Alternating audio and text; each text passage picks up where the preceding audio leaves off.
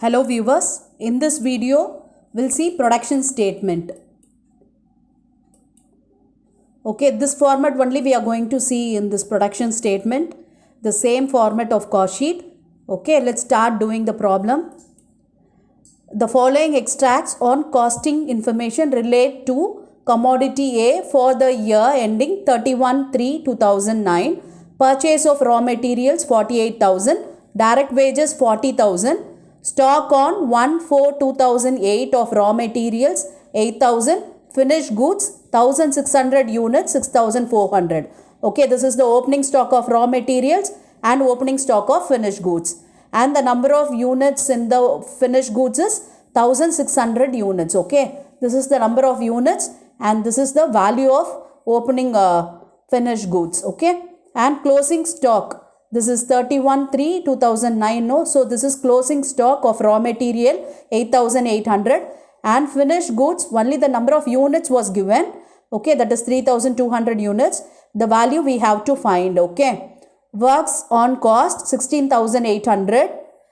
Work in progress opening, that is 1/4/2008 is 1,920 and 31/3/2009 is 6,400. This is the closing work in progress. Office and administrative overhead is 3,200. Sales finished product 1,20,000. Advertising discount allowed and selling cost are rupees 40 paise per unit. Okay, selling cost is 40 paise per unit. During the year 25,600 units of commodities were produced. Okay, the number of units produced was 25,600 units. Okay, calculate cost of production and extend the cost sheet to include profit also so that it may be also be called production statement. Okay, if we include the profit in that, it is called as production statement. Okay, yes, we'll start doing. Yes, first we have to write the opening stock of raw material. It is 8,000 rupees. We have three columns here. The first column is for units and the second column is for amount and the next column is per unit.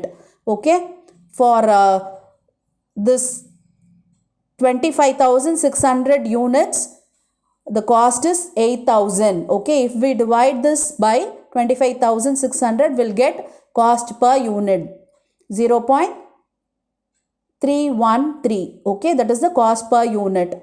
Okay, next one we have to write the purchases of raw material. Yes, here the purchase of raw material was given, that is 48,000.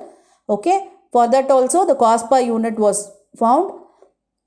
This is nothing, 48,000 divided by 25,600. Okay, we'll get 1.875. Okay, at every stage we'll find out the per unit cost. Okay,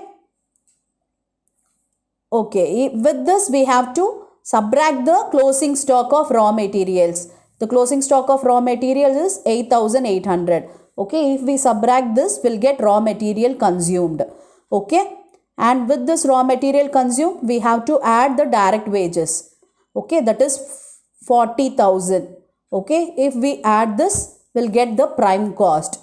Okay, for prime cost per unit, 87,200 divided by 25,600 will get 3.406. Okay, and the next step we have to add the factory overhead, that is the works overhead.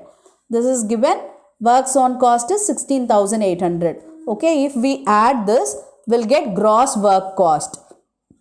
Okay, with this gross work cost, we have to add the opening work in progress, that is 1,920. Yes, we'll get 1,05,920 if we add the opening stock of work in progress. And now we have to subtract the closing work in progress. 6,400 we have to subtract. Yes, and we'll get net work cost 99,520. Okay, for that the per unit is 99,520 divided by 25,600.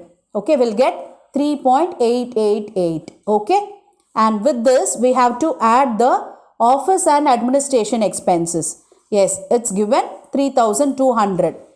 Yes, If we add, we'll get the cost of production. Okay. For this 25,600 units, the cost of production is 1,02,720 and per unit is 4.013. Okay. Now we have to add the opening stock of finished goods. Yes, it's given 6,400.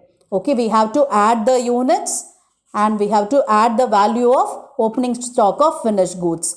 Okay, and now we have to find the value of closing stock of finished goods. Okay, here it is given that finished goods is 3,200. Okay, and now we have to find out the value of that.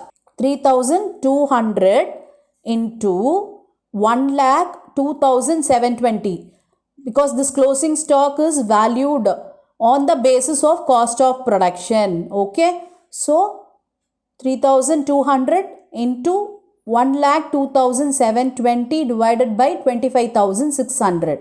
Okay, this cost.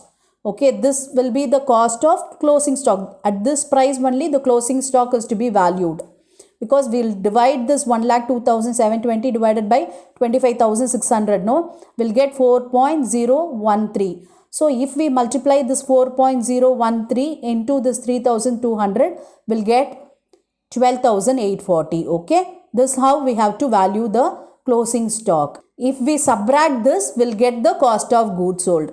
1,09,120 minus 12,840 will get 96,280. And similarly, we have to subtract this 27,200 minus 3,200 will get 24,000. This is the units sold.